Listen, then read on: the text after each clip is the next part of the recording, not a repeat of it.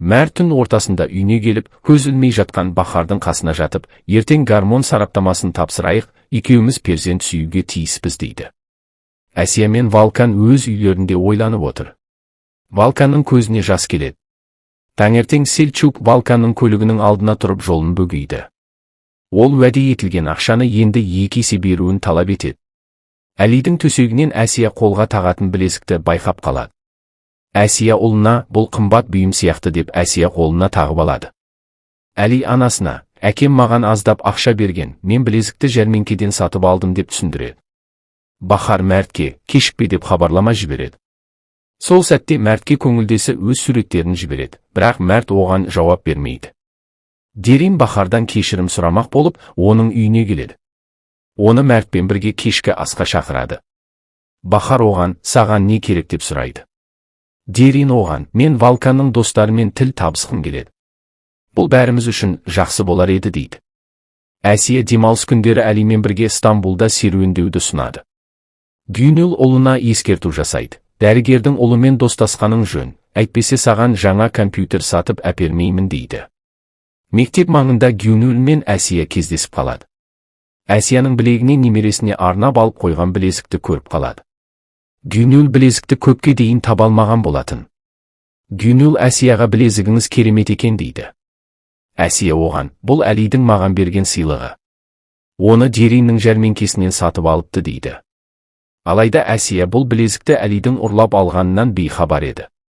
Халюк Валканға, жақын күндері Әсиямен қайырымдылық мәселесін талқылау үшін Ихсан мырзамен бірге түскі асқа бару керектігін тапсырады. Ауруханада Пелин Әсияның алдынан шығып, жаңа ғана Ихсан мырза бүгінгі кездесуде Валканда баратын кешкі ас туралы айтады. Алайда Әсия барғысы келмейді, бірақ амал жоқ. Дерин Валканның кеңсесіне келеді. Дерин оған, Әсия мен Валканның ортасында жүру оңай емес шығар. Бір жағынан Валканмен жұмыс жасайсыз, екінші жағынан Әли мен Селен достар болғандықтан Әсияны көріп тұрасыз дейді. Серап оған, шынымды айтсам мен олардың арасында емеспін. Мен Әсия ханымды жақсы көремін дейді. Сол кезде Валкан келіп қалады, ал Дерин онымен қоштасып жұмысымен шығып кетеді. Әлидің мектебінде ұры пайда болады. Сыныпта балалардың заттары жоғала бастайды. Мұғалім сыныпта тексеру ұйымдастыратынын айтады. Ұрлық жасаған Әли болып шығады. Ол заттардан құтылмақ болады. Дәретханаға барамын деген сылтаумен, ол заттарды жақын маңдағы қоқыс жәшігіне тастайды. Оны Селен көріп қояды. Ол Әлиге, мен ешкімге айтпаймын деп уәде береді. Және мектепте бейне бақылау камералары бар екенін ескертеді. Әли қорқып мектептен қашып кетеді. Селчук Валканға жетудің жолын ойлап оның ұлы арқылы шыққысы келеді. Ол Әлиді аңди бастайды. Ал Бахар мен Мәрт медициналық тексеріс үшін талдама тапсыруға келеді. Мәрт дәрігердің кабинетіне кіріп кеткенде, Бахардың телефонына бір хабарлама келеді. Ашып қараса Мәрт көңілдесімен бірге түскен суретті көріп, ауруханадан жылап шығып кетеді. Бахардың қашып таксиге мініп бара жатқанын Әсия көреді. Мәрт алаңдап Бахарды барлық жерден іздей бастайды. Әсия Бахардың жылап бара жатқанын Дәрияға айтып береді. Селчук Валканның телефонына Әлидің суретін жібереді. Сол кезде мектеп мұғалімі Әсияға қоңырау шалып, Әлидің жоғалғанын хабарлайды. Валкан мен Әсия бірден Әлидің мектебіне барып, оны сыныптастарынан сұрастырып, оны іздеуге шығады. Полиция қызметкерлері де Әлиді іздеуге кірісіп кетті. Халюк пен Ихсан кешкі аста Валкан мен Әсияны күтіп отыр. Ақыры полиция қызметкерлері Әлиді табады. Әли ата-анасына, қатты алаңдаудың қажеті жоқ еді. Мен үйге қайтып бара жатқанмын дейді. Валкан жақын маңнан Селчукты байқап қалады. Әсия Дәрияға Әлидің табылғанын айтып хабарлама жібереді. Мәрт Дәрияға, жақсы болды, енді Бахар табылса жақсы болар еді дейді. Халюк қыз үшін мазасызданады. Ол қызына, өзіңді құрметтейтін еркек болса, әлдеқашан хабарласатын еді дейді. Әли бөлмесіне кіріп анасына ренжіп есікті ашпайды. Бірақ Әли психиатр Тургаймен сөйлесуге келіседі. Бахар Мертке көңілдесімен түскен суретті жібереді.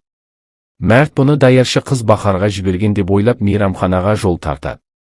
Тургай Әсияға, Әли өзінің қателігін түсінді.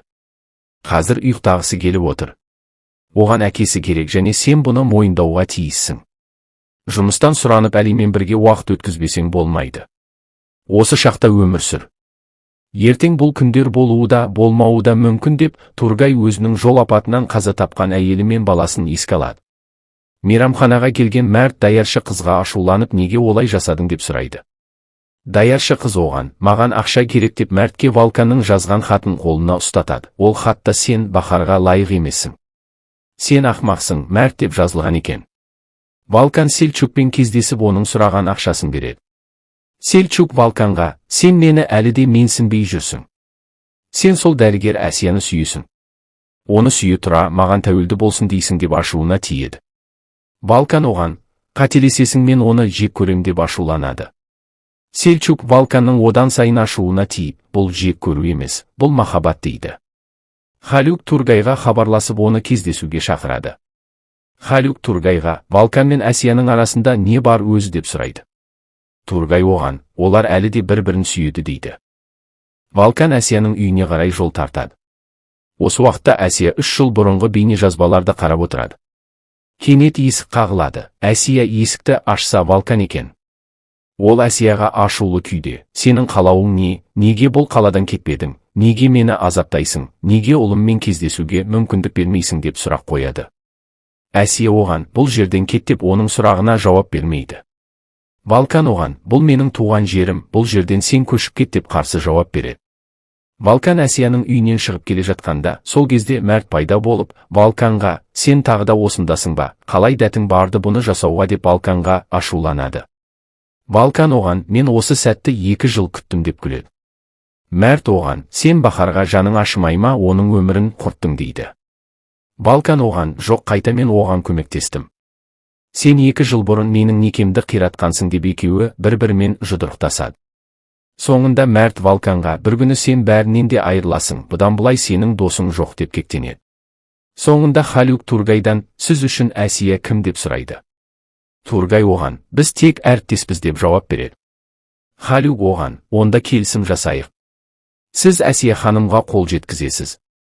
Ал мен қызымның бақытын кепілге аламын деп ұсыныс тастайды. Тургай оған, мен мұны естіген жоқпын, сіз бұны айтпадым деп есептеңіз дейді.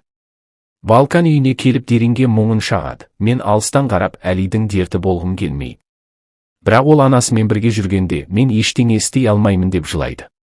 Дерин оны жұбатып, мен сені түсінемін. Сен әлемдегі ең керемет әке, әрі күйеусің дейді. Валкан оған, тек сен ғана мені түсінесің. Мен сені қатты сүйемін деп Деринді құшақтайды. Таңертең Валкан Әлиді өзі мектепке апармақ болып, Әсиямен дауласады. Әли екеуіне қарап, жүріңдер, бәріміз бұрынғыдай бірге барайық деп анасының көлігімен мектепке қарай беттейді. Бахар уақытша Дарияның үйінде тұруды шешеді. Әли мектеп алдында әкесі мен анасына рахмет айтып қуанып сабағына кетеді. Әсия Валканнан Селчуктың нөмірін сұрайды. Валкан оған, бәрін реттеп қойғанын түсіндіреді. Әсия оған ренжіп, басында бізге қарсы айдап салмай тұрып реттесең болар еді дейді. Валкан оған, маған тездетіп жұмысқа бару керек деп Әсияның көлігіне отырғалы тұрғанда, Әсия Валканға, анау жерден маршрут жүреді немесе такси ұстап жұмысына өзің жетіп ал деп Валканды сол маңға қалдырып кетіп қалады. Кенеттен күн күркіреп, жаңбыр жауғалы тұр.